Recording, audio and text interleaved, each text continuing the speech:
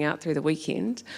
But let's now go to Elliot. So Elliot, you've come to us from Hobson's Pledge. You've got big boots to fill because Casey Costello has left a lasting impression. Tell us a little bit about yourself and your journey to join New Zealand First.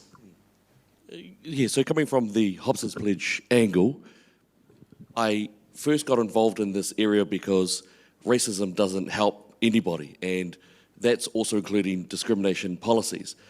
One of the big things that we look at across the world historically is that when you bring in the discrimination policies, they harm the people that you are purported to support. We've seen this in South Africa, we've seen this in the US with the black families, as well as the American Indian families in Australia as well, and Malaysia.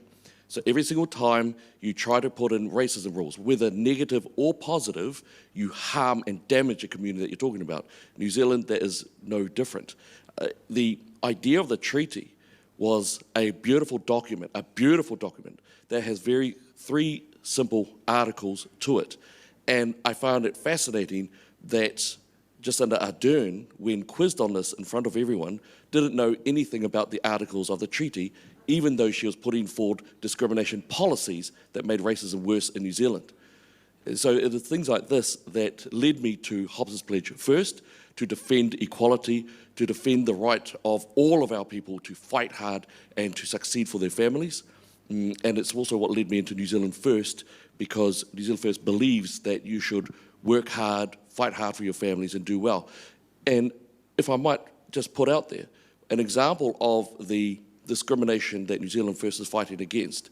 Do you know where the best place to be raised up in if you are born part Māori? If you whakapapa Māori, the best place to be born or to be raised is not New Zealand.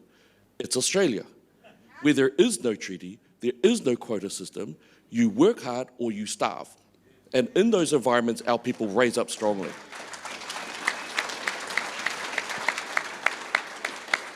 And I also want to look at New Zealand First.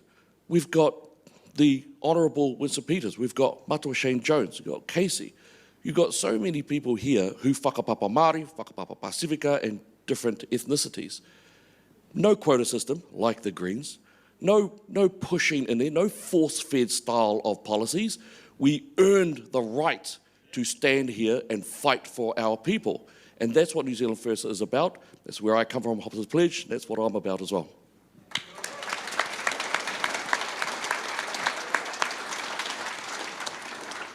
Now, Elliot's not a one-trick pony. Before getting involved with Hobson's Pledge, you're a youth community worker. Tell us a little bit about that. Yeah, so for a couple of decades, I've worked with young guys who struggle with suicidal ideation, suicidal activity, some slavery aspects, very, very harmful environments. It was actually youth work that led me into politics in the first place, because we saw that we weren't winning. I dealt with a couple of suicide sex abuse cases that drilled me down a hole. When I came back, I did a whole bunch of study, and no surprise, found out that it wasn't colonisation or inequities, which I previously believed. It was the family structure of between 0 to 3 years old and 3 to 16 years old. That led me on to find out, oh, okay, right, why are we breaking down? 1974 policy, well-intentioned, DPB. That led me into economics policies, immigration policies, and eventually constitutional policies. All of the myriad of policies, that goes to construct an environment where our families either stay together and build good quality young people or not. And I come from one of those environments where I grew up in multiple broken homes, went straight off the rails, drug dealing, getting into some ruckuses, going over engaging in some horrific things like supporting Labour Party and the Greens and such. I've come out, I've seen the light, but so always what sets me at my focus is always the service, to give service to others. And of course that came from my becoming Christian at age 25. So all of my life is ready to give for New Zealand, and now for New Zealand First.